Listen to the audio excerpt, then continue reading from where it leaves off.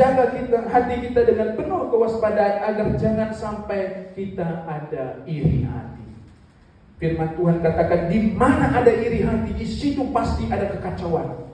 Di mana ada iri hati, Bapak Saudara, di situ udah pasti akan kacau, udah pasti akan berselisih, pasti akan bertengkar. Kalau di situ ada iri hati, maka kita perlu menjaga hati kita supaya jangan sampai kita hidup di dalam iri hati.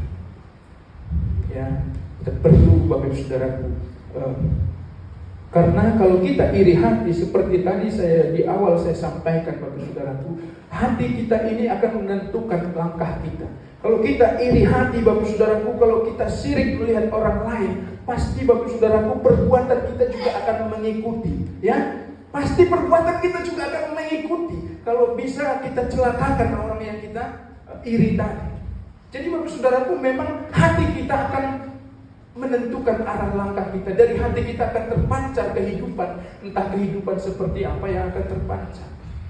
Maka kita perlu menjaga hati kita, Bapak Saudaraku. Jangan sampai ada iri hati di antara kita. Amin.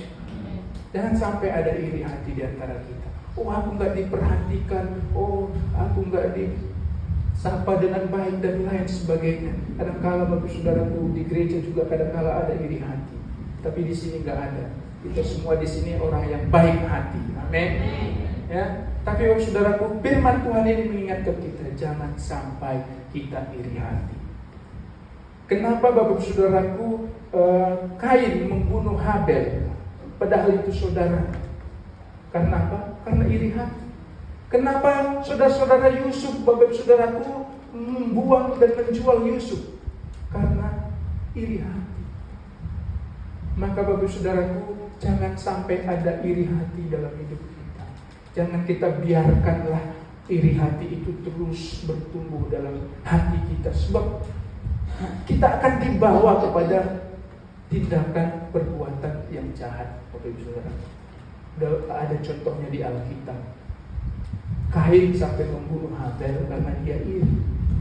Yusuf dibuang saudara-saudaranya karena mereka iri, dan banyak lagi contoh-contoh lain, Bapak Saudaraku. Bahkan mungkin di dalam kehidupan kita sendiri pun kita sering lihat mungkin karena iri hati, bahkan di antara saudara pun kita